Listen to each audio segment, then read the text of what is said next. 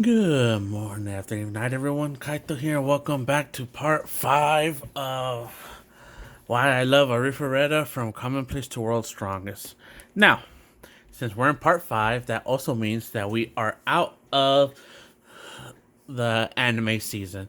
Because in part 4, we ended up with the ending of the second season of Arifureta. So now, from this point forward, it's gonna be pretty much spoiler alert if you haven't watched if you have watched the anime, then this part forward is going to be spoilers because the anime is over at this part. you know um Kaori's dead, but she came back in Nora's body. um Shizu and the hero and some other people are traveling with Hajime now in a blimp, and I explained that at the end of towards the end of part 4. And yeah, so this is the this part might be shorter, or I don't know how long I'm gonna go for this part because I actually don't have a good stopping point. Usually, what I've used for stopping points was once I hit around the 30-minute mark, but I don't know if I'll get that far here or not. But so we're gonna start off with volume 7, and in this from volume 7 onward, I'm not gonna say it doesn't get as serious as it used to. I mean, it's they have a bit more comedy. I'll probably say take that with a grain of salt because um like it's kind of they're more laid back, I guess you could say, since they're traveling with the group now. And of course, since now Koki, the hero, and the others are with the party now, I guess they get some screen time too. So the mostly when they have screen time is a bit of a comedy, but also it does have some serious parts too. Like I don't know if it's in volume 7. Like I can't. Let me see. I can't remember off the top of my head, but they deal with slave trading of rabbit men, and not just them, but also just with beast men in general.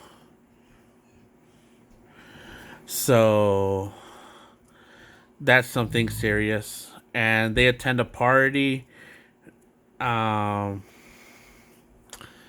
they attend a party, and Yue is fancy dressed up, and so are the other girls. Like they're pretty dressed up pretty nicely. They look schmecks. Uh, I'm not gonna say it. That's Shizu with Hajime in the background. I don't know if you saw that. Sweet. Um, Yue being cute, and I'm pretty sure this is the princess Liliana. I just remembered her name. Here is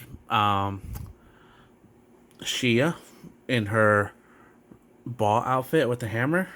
I forgot what happened. Like there was like an assassination attempt or something, and Shia was like fighting somebody who she knew, but I can't remember who it was. Like someone that was mocking her. I remember it was kind of personal for her, so um, she wanted to fight this guy, and I just don't remember why. But that's pretty much what happens in that one. It's just the ballroom. I don't know if the slave thing happened in that volume, but the main thing that did happen in this volume was that ballroom thing where they were just pretty much dressed up, and I forgot what the occasion was. I'm pretty sure it was for Liliana and stuff like that, and they just accompanied her. But that happened, and I'm pretty sure it's in volume 8 that had the slave. And the reason why I say that is because she is on the cover. So usually, damn, this is thicker than the others. So usually when she is on it, it's a bit more serious. Um, okay, no, I don't think this has the I don't think this has the slave thing. I think this is when they're conquering the next labyrinth with everybody. But I'm going through the pictures right now, seeing maybe it will spark some memories. Okay, so seeing this, the princess is back at the kingdom. So that means what I'm about to say should have happened in 7. Again, take it with a grain of salt because I don't remember what happens in each volume. So I'm just gonna um hold on, let's skip the image. Right there's Tio. Okay. Oh, there's Yue. Okay. Hajime looking all nice for some reason. Like he's smiling. It's weird seeing. Like not an evil smile, just like a, yeah, I'm so glad to see you smile.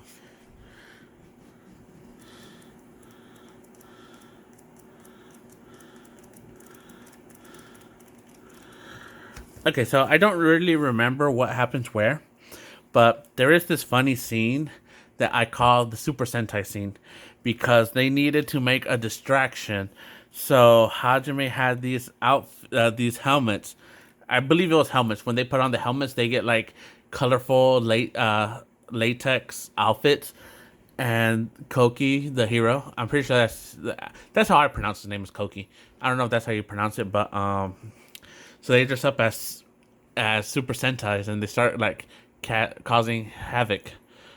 I believe they caused havoc, or Hajime was causing the havoc, and they were sent to stop them.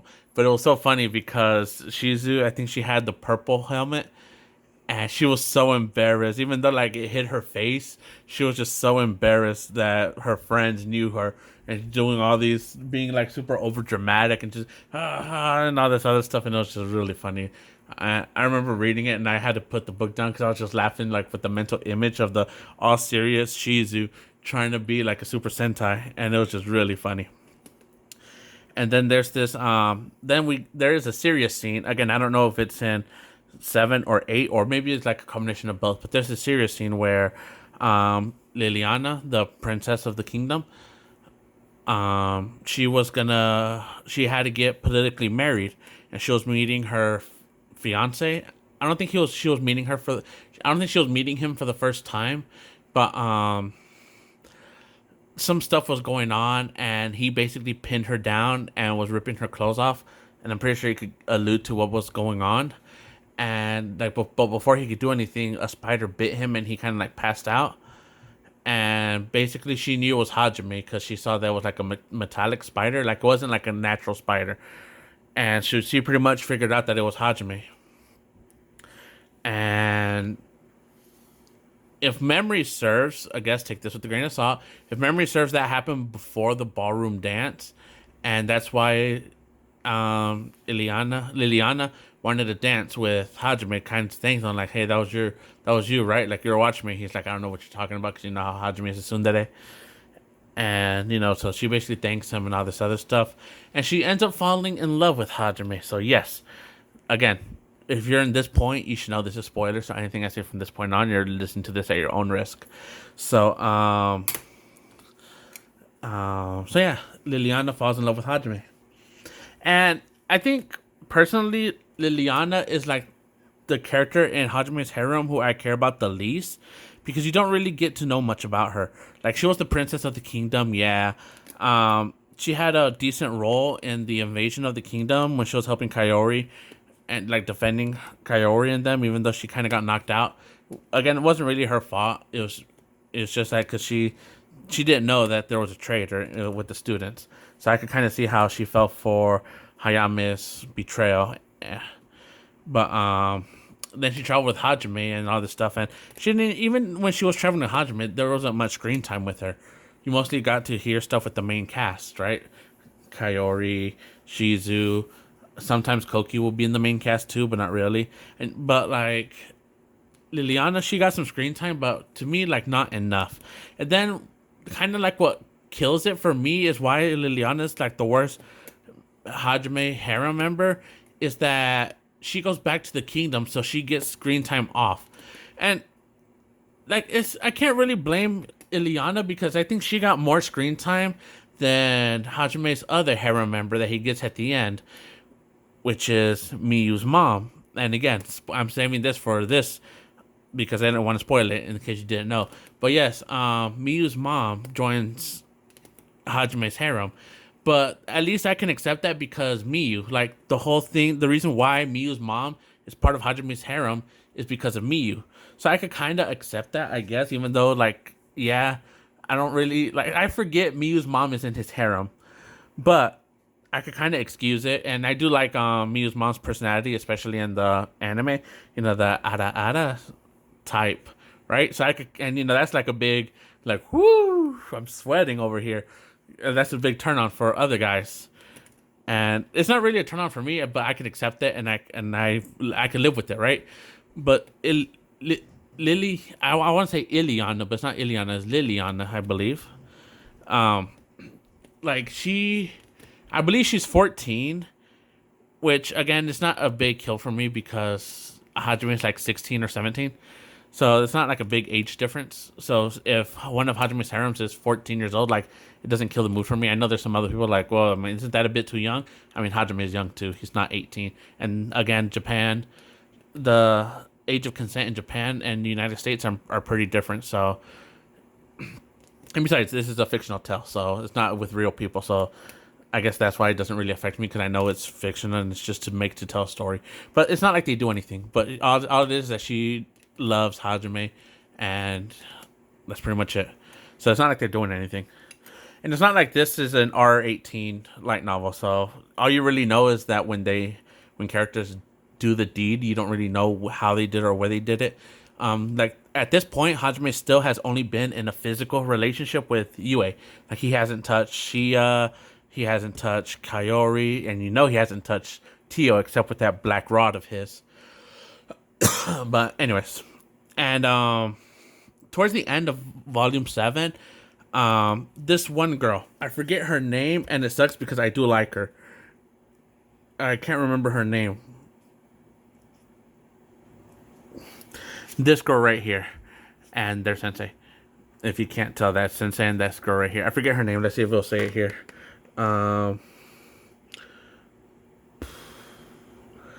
Let's see.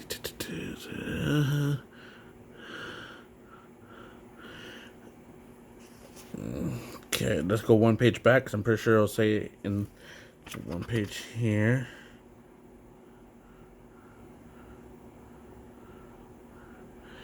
Simon, but that might be her last name. Let's see.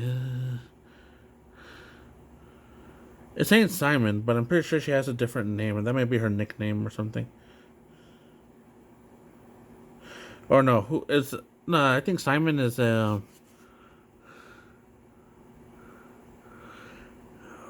I don't remember, and I hate that. I do like her, but so basically, who she is she's not a part of Hajime's harem, but she's considered part of Hajime's harem by the fan base, which is this is going back, like this is jumping way forward ahead. Like I'm jumping to the part when they went back to Japan. Like at this part, they haven't gone back to Japan, but she's considered Hajime's mistress, and the girls in Hajime's harem accept her as Hajime's harem, but she and Hajime have to this date not been confirmed, even in the web novels, especially, because I'm pretty sure there's one more or two more light novels that are going to come out, and the main story's finished. And at this point, we don't know if Rio is gonna make volumes of the after story. I hope he does, and I hope they're more original. Like it could include some stuff from the web novels, but I also hope it includes more original stories with more members of his harem. But anyways, but yeah, that one chick. She's if you don't remember her, she's the one that has those throwing daggers. She's the one that Hajime saved in the labyrinth, and like at the beginning of the light novel and in the beginning of the anime. She's one of the people he saves off screen at first, and then you kind of get her perspective when they meet Aiko Sensei. That's Aiko Sensei. When they meet her again, she kind of like you figure that out that Hajime saved her, and she kind of develops a crush for Hajime at that moment. But that's pretty much what it always is a crush. But even her parents, when they're back in Japan, like they accept her in being in Hajime's harem, which is funny. Because, like your parents accept it, everyone, his harem accepts it. Just, even if you don't want to be part of his harem and you want to be his mistress, be his mistress, because that's the running joke that she is his mistress. She's called Hajime's mistress. But anyways, at the end of this one, her and Aiko are just having a conversation where she pretty much finds out that Aiko has a romantic feelings for Hajime, but Aiko is kind of like still trying to be that good teacher and be like, no, like having a romantic relationship with my students is wrong, and but that one girl, she like, yeah, she has feelings for Hajime, even though Sensei's trying to kid herself. But anyways, Volume 8.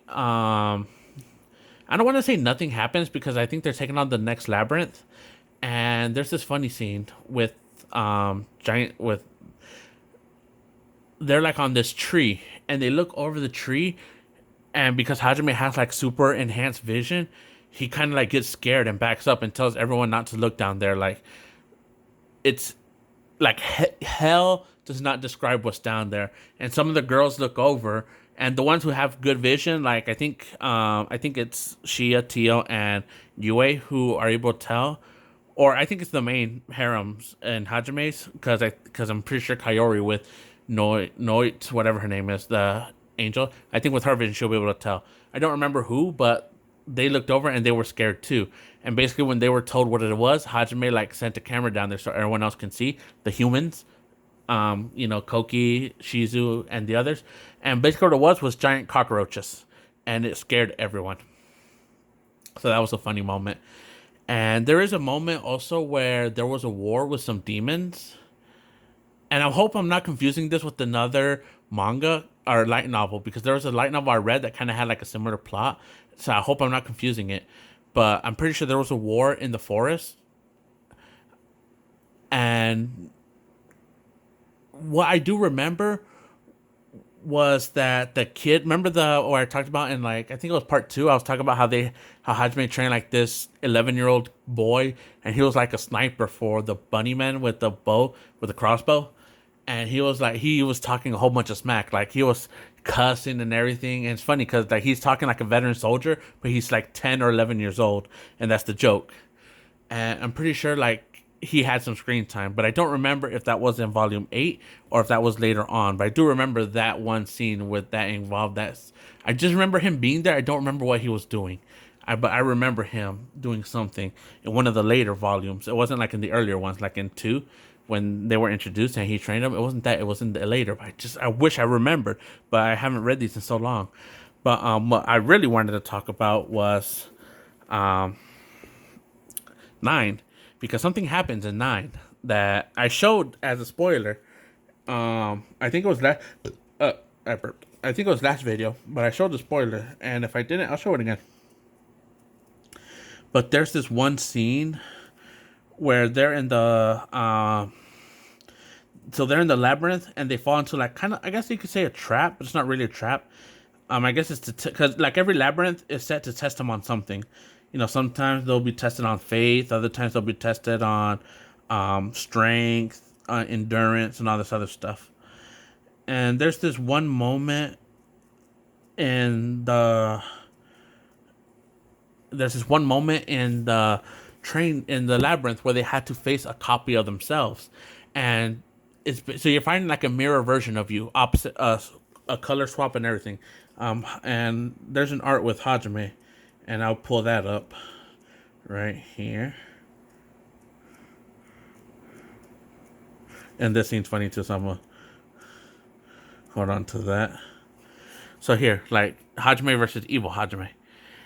And basically, so what was happening was that the clone will start like telling you like what you're trying to hide, right? Like it'll start like picking at you like, hey, you're weak, you're all this, people don't like you and all this other stuff. And what the gimmick of this is, like every time you start feeling sorry for yourself, your copy will get stronger.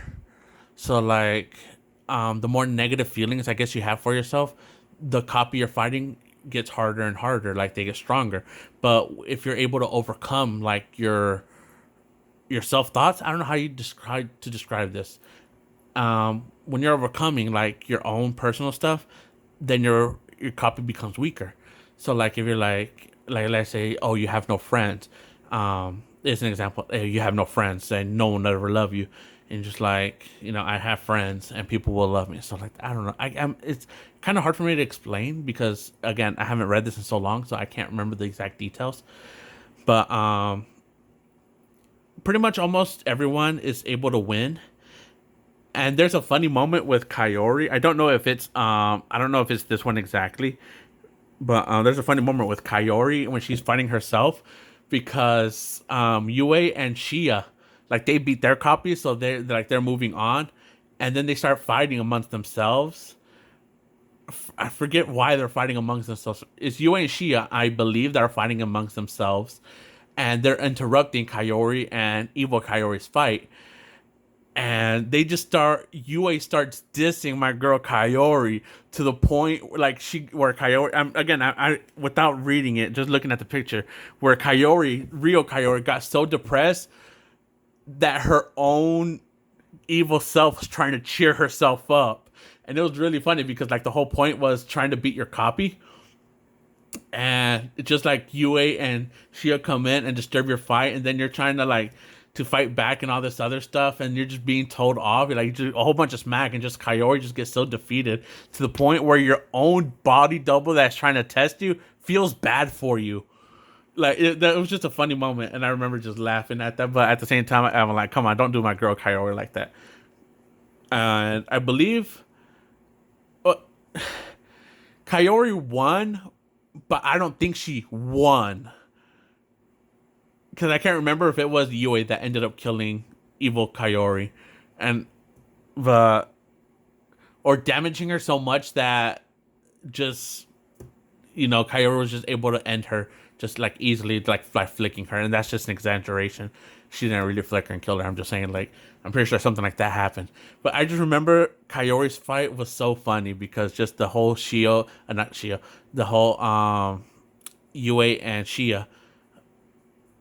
Did I really combine? Did I say Shio? I said Shia and Tio. I combined the names, but I wasn't even talking about Tio. But I remember that being so funny.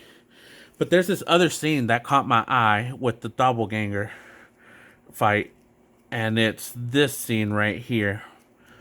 And I'll talk a bit more about the scene afterwards once I show you the picture. Because again, like I showed it before, it's this scene right here. Okay, so when Shizu was fighting her double, basically all of Shizu's insecurities was that she was always the tomboy. She was like that prince, even though she's a woman. She was always like that prince, right? Like a lot of people depended on her from a young age. She was Kaori's bodyguard. Whenever they had plays at school, she would be the prince because she, the training and all this other stuff that she did, because like I said, she's a kendo master back in Japan. I don't know if it's actually kendo master, but she trained from a young age with swords back in Japan. So she was always that tough girl, right? And like she kind of hated it because a lot of people like Koki and that other guy that hanging out with Koki, they always treated her like one of the guys, and she hated it because like deep down she liked girly things, but to her she thought that was like a sin. Like, oh, I can't love girly things. Like I can't wear a fluffy outfit. I can't love stuffed animals. I can't love like all this other stuff that a normal regular girl will like because a lot of people see her and depend on her and they like admire her for being tough, for being strong. So that was kind of her insecurity. Like she wanted somebody to accept her for being a girl. And Hajime was witnessing this fight because when Hajime won his fight, like when you win a fight, a door opens and you cross over, and then you basically go into someone else's fight, and you can choose to help out, but I think if you help, I think they are disqualified from. I think they failed it if they get help. Like they're supposed to beat this by themselves. So that's why I'm saying like I think something happened with Kaori. She ended up winning hers. I pretty much remember that, and I hope I'm not wrong because then I'm just basically lying. But because technically Yue or Shia were fighting amongst each other, and I'm pretty sure Evil Kaori was just collateral because Kaori was also collateral. That was just a whole mess in its own. But when Shia will be struck down, or not Shia, when Shizu will be struck down or close to being struck down, Hajime interfered, but he didn't like damage Evil Shizu. He just like stopped the fight, healed her, and basically caught her, right?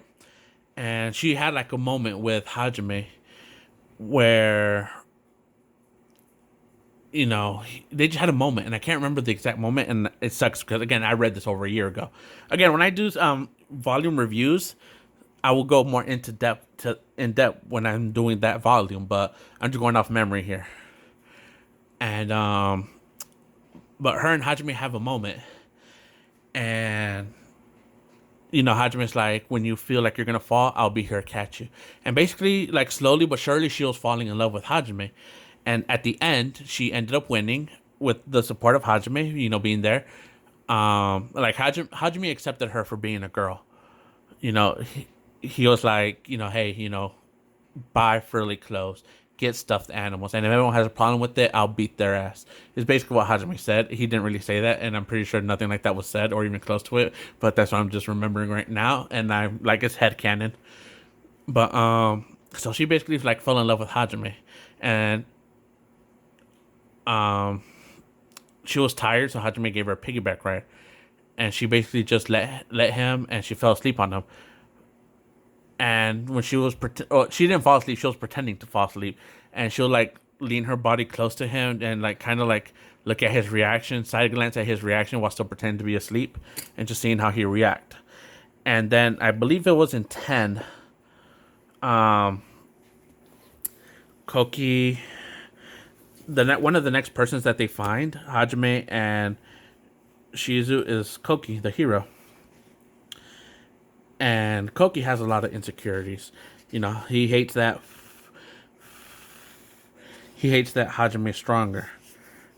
And all this other stuff.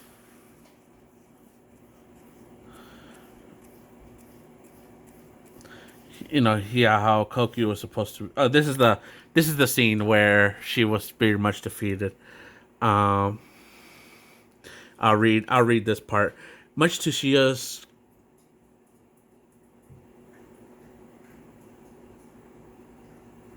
I can't pronounce that word.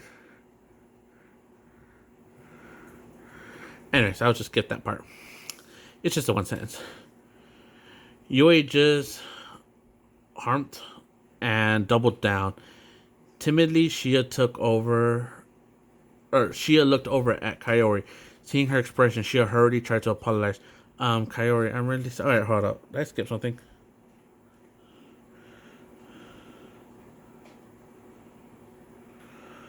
Okay, so Shia and not Kaori, Shia and Yue are fighting over something.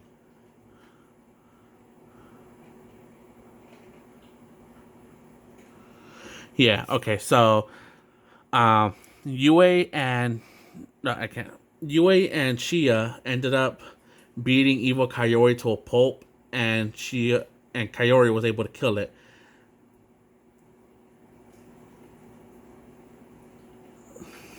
And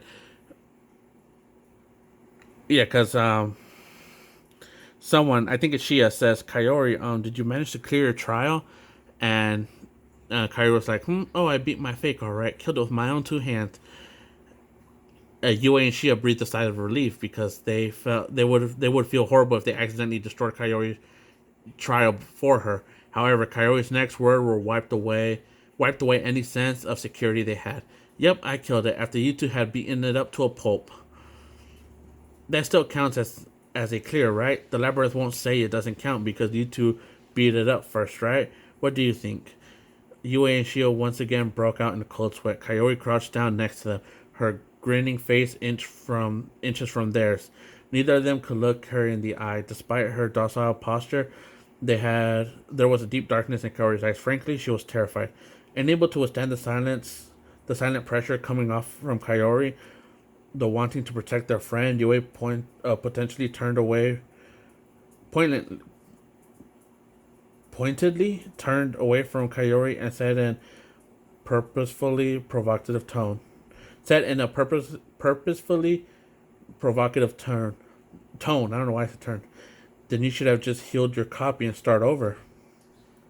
Kaori's smile grew deeper and even more terrifying. She truly lost it now. What did you just say, Yue? It's not my fault. You're the one who killed it instead of healing it. Panicking, she hurriedly said, Yue, That's going a bit overboard. We're the ones in the wrong here. Hurry up and apologize. But anyways, um, so the double copy was in volume 10. But anyways, going back to what I was talking about with Koki, he was losing, and he kind of lost his he lost his cool because he saw Shizu and Hajime together, and Shizu basically told Koki up front, saying like, "I'm sorry, but I fell in love with Hajime too." And she also told Kayori, and Kayori was cool with it when she told him. You know, she was like, "Hey, Kayori, I'm sorry, but I fell in love with Hajime too." And like Kayori knew, she's like, "About time. You just accepted your feelings. Like, I've been waiting all this time for you to just be honest with yourself." And she was just happy, right? Kayori was happy. Shizu thought that she was betraying her best friend, falling in love with the same man she did, but. No, it was all cool. She gave him a kiss, and Koki was just devastated. I believe Koki was the only one who failed at trial, and I don't quote me on that because he could have won. But that's pretty much what happens at 10. It's just that Hajime gets a new harem in the form of Shizu. Kayori, Shizu had been worried that confessing her feelings would make Kayori upset. So seeing Kayori support her whole... let me see. Can I find a good starting point to this?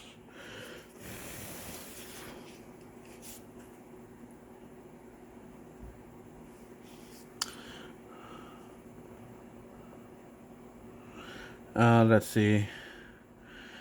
But Suzu, Kayori, Shizuku, and Ryutaru shared a bond with Koki that went deep.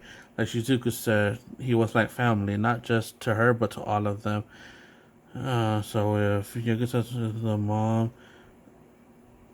Okay, so basically, Shizuku, her last name, is Yagashi. So Hajime's basically saying, so if Shizuku is the mom, then Koki is the rebellious son, basically. Normally, Shizu would have glared at Hajime for showing such a rude thought on his face, but she was too focused on her own concerns. She took 2 deep breaths and then looked passionately up at Hajime. "Thank you for carrying me after my trial as well. It was the first time anyone's ever done that for me, but I felt surprisingly comfortable," says the girl who threatened me into doing it. I don't remember what the whole conversation was, but oh well, I suppose I did, but that's the only way you were going to hold me, wasn't it? Shizuku blushed to the tips of her ears, her heart pounding in her chest. It was amazing how different she looked from her usual aloof self. She gently laid a hand on top of Hachime's left arm. In truth, she wanted to grab it, but she was too embarrassed to do more than rest her hand on it. She could feel everyone's gaze on her, but she nevertheless gathered her resolve and said in a shaky voice, "Anyways, I'm really grateful to you. So here's your reward. Also, it's proof that I wasn't joking about what I said before." Shizu went on her tippy toes and grabbed Hachime's arm to hold him in place, then using no tempo to keep Hajime from reading her movements. No tempo isn't a skill move, by the way. She quickly leaned over and kissed Hajime on the cheek. He felt the soft sensation of her lips pressed against him. They were hot and just a little wet, but they warmed him to his soul. The kiss lasted only for a second, but it was long enough to convey her feelings to Hajime. A second later, there was a loud thud behind Shizuku. Ryutoru was so shocked by her actions that he dropped Koki. In fact, he was so shocked he didn't even realize he dropped his friend. Shizuku quickly stepped back, her face burning red. She looked down, too embarrassed to meet anyone's gaze. Then she slapped her cheeks and rallied herself. Hajime was at a loss for what to do. He knew what he needed to say. Hell, he hadn't even accepted Kayori yet. There was no way he could accept Shizuku's feelings. That being said, he needed to choose his words carefully. Had Kayori looked worried, he would... And I skipped the page. He would have rejected Shizuku outright. Anyways, I'm going to stop reading there because I am running out of time. So that's it for this one. Thank you for watching. Peace. Bye.